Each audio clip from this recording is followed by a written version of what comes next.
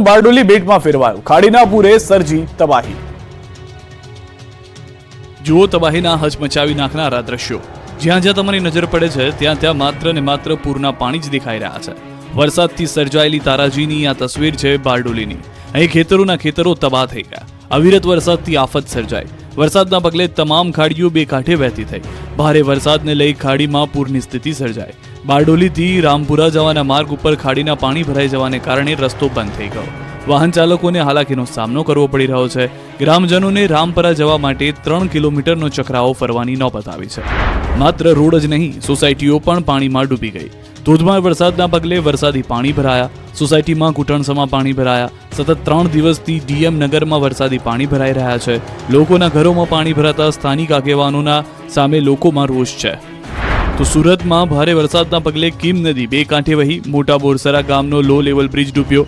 લો level બ્રિજની બાજુમાં આવેલ બેરલ બ્રિજ નજીકથી કીમ નદી વહી રહી છે। બારડોલીમાં મેઘાવી તબાહીથી તરખાટ, પહેલા વરસાદે કરી કહેર મચાવ્યો।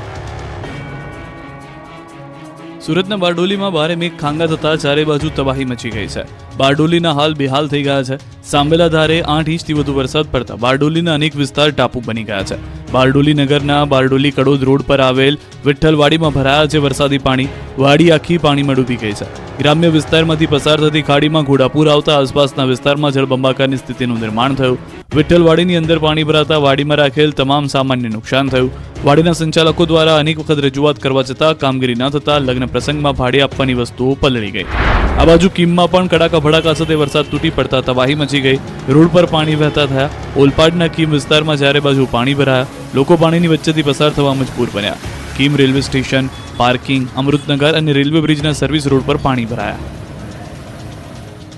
વલસાડ ગામડામાં ટાપુઓ ફેરવાઈ ગયા હોય તેવું લાગી રહ્યું છે। લોકોના ઘરમાં પાણીનું રાજ જોવા મળી રહ્યું છે।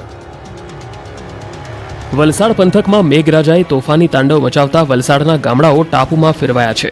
અનેક ગામડાઓ બેટમાં ફેરવાયા છે। ચારે બાજુ પાણીનું રાજ છવાઈ ગયું છે।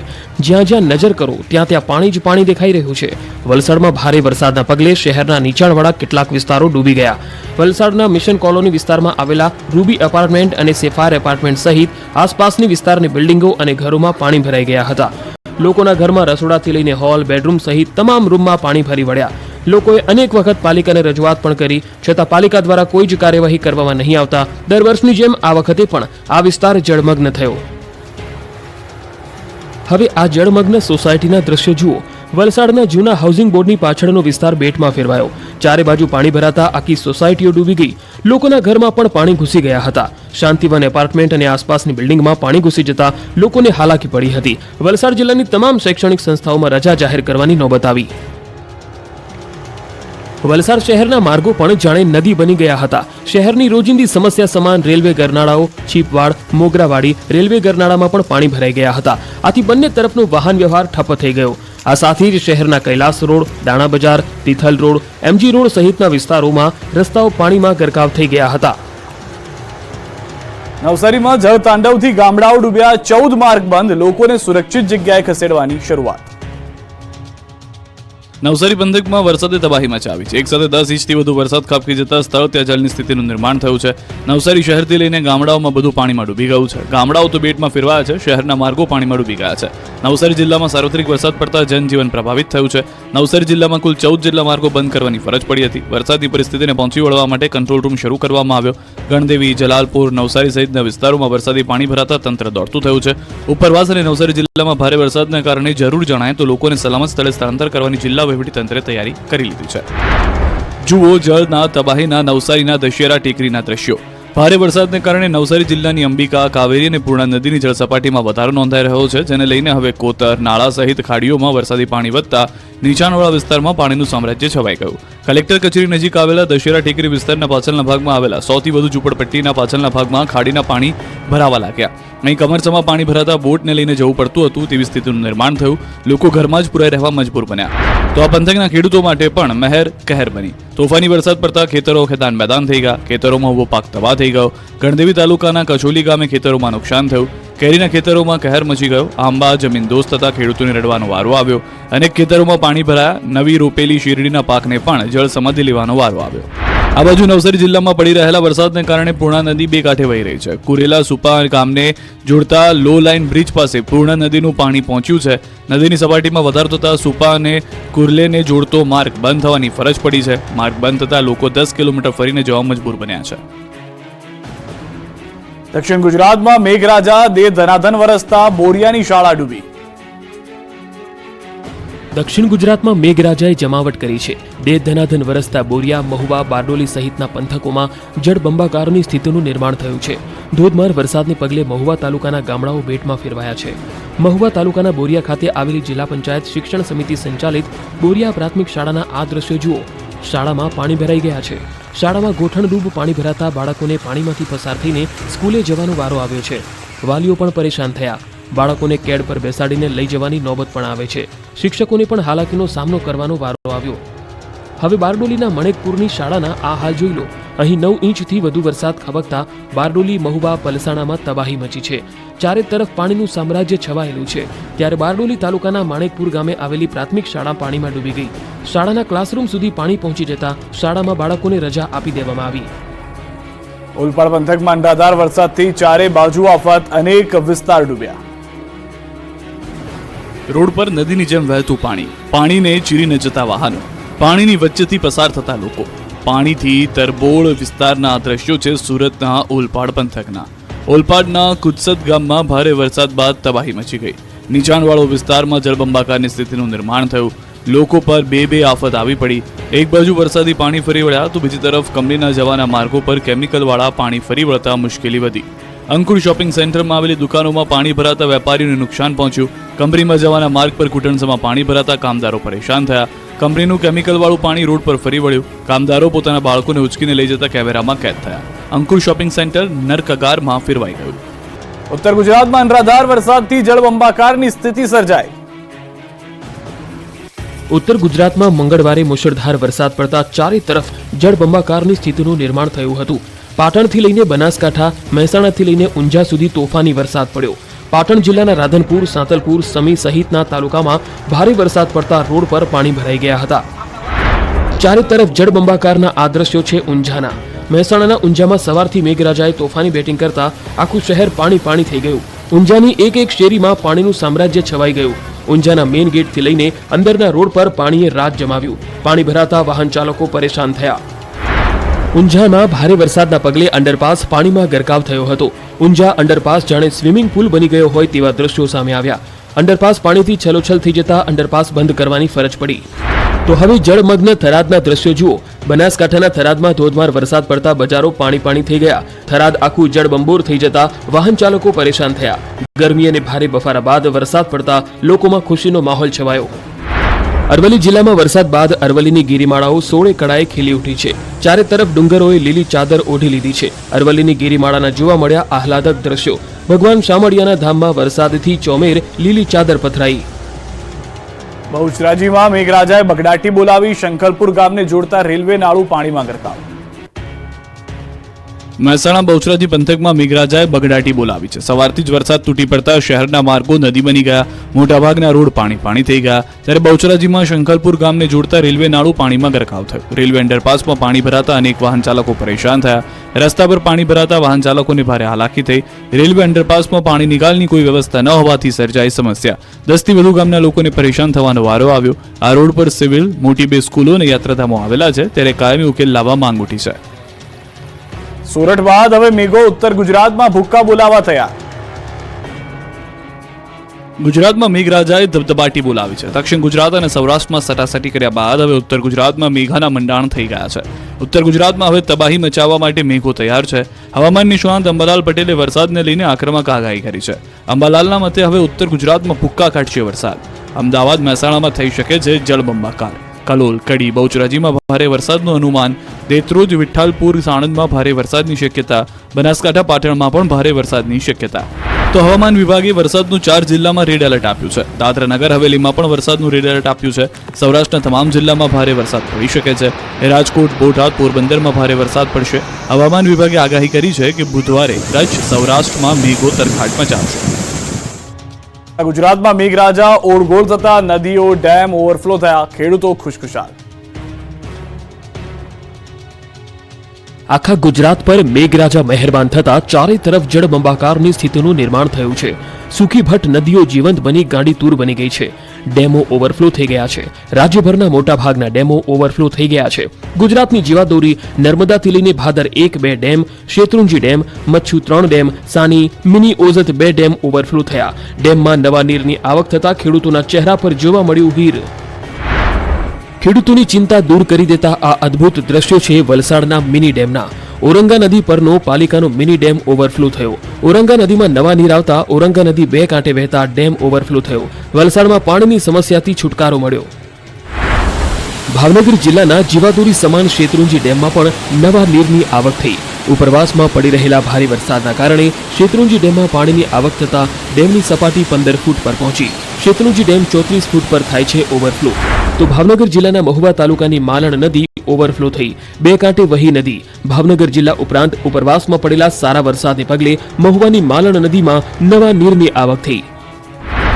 દ્વારકાના સાની ડેમમાંથી ધસમસતા પાણીનો પ્રવાહ વહેતો થયો. કલ્યાણપુર પંથકના ગામોની જીવાદોરી સમાન સાની ડેમમાં પાણી તો આવ્યું પણ સંગ્રહ ન થયો.